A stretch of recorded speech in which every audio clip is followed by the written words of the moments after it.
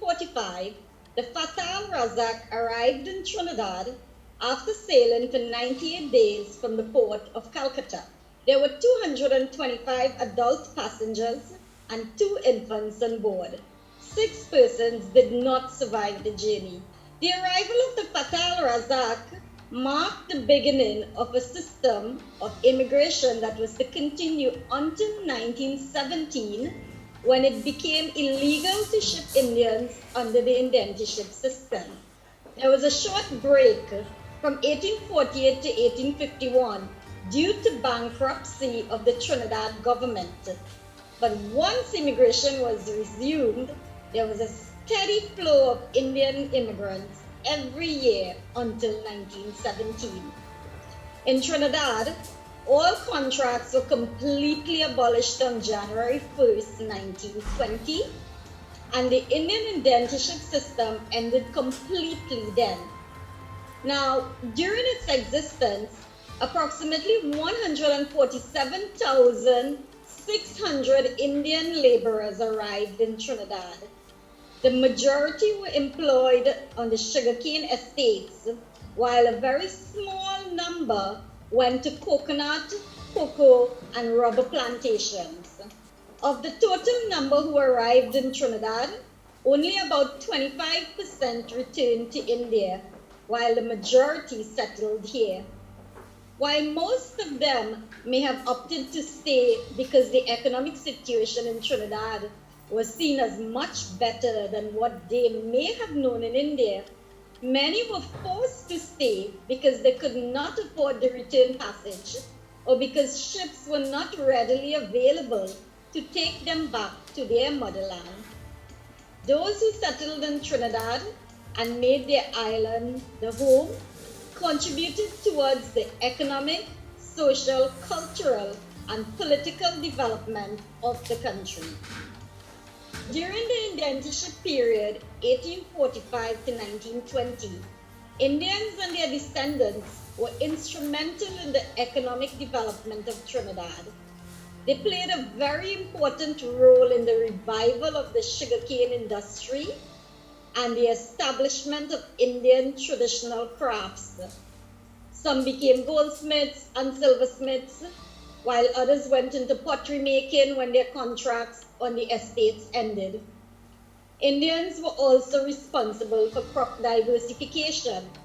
In fact, they pioneered the cultivation of rice in Trinidad. They introduced it to Trinidad and had a monopoly over its cultivation during the indentureship period.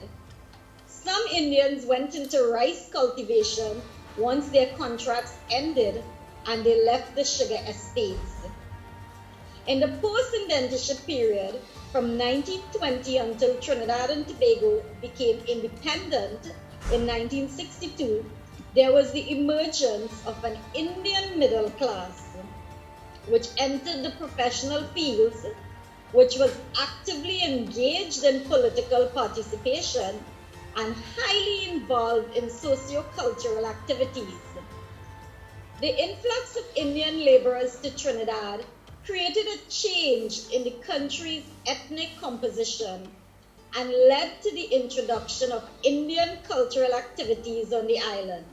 Diwali is a public holiday. Eid ul-Fitr, Pagwa or Holi, and Hussein or Muharram are all celebrated. Song, dance, music, religion, festivals, all these set the precedent for what Trinbagonian society would become: a multicultural, multi-ethnic, multi-religious society.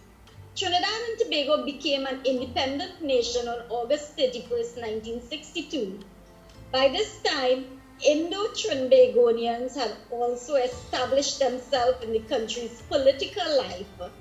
From 1962 onwards, political participation has only become more deeply entrenched with the formation of the United National Congress under Basdev Pandey, who also became the first Indo-Trinbagonian Prime Minister, and then later with the election of Kamla Persad Bissesa as Prime Minister in 2010.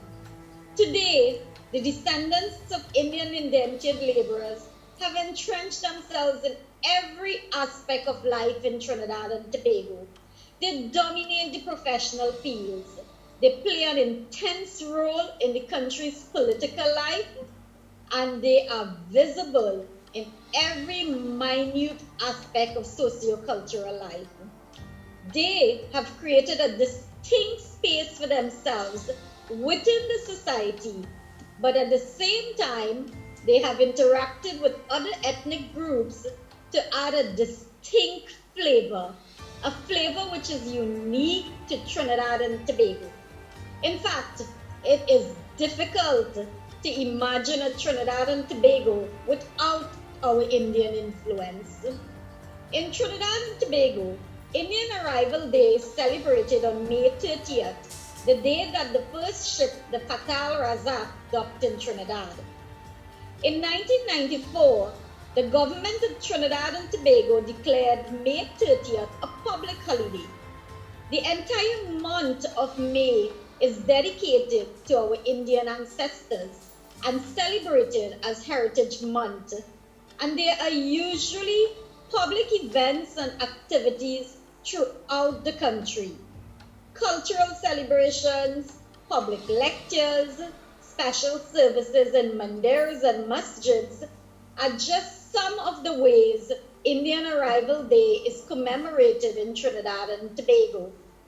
The National Council of Indian Culture, the Sanatan Dharma Mahasabha, and other organizations usually lead the way in celebrations. At the same time, students at both primary and secondary schools would celebrate, and it is so very common to see employees in most businesses, employees of all races and religions, dressed in ethnic Indian wear leading up to Indian Arrival Day. Indian indentured laborers left an indelible mark on the countries to which they immigrated, and we are forever indebted to them for their legacy.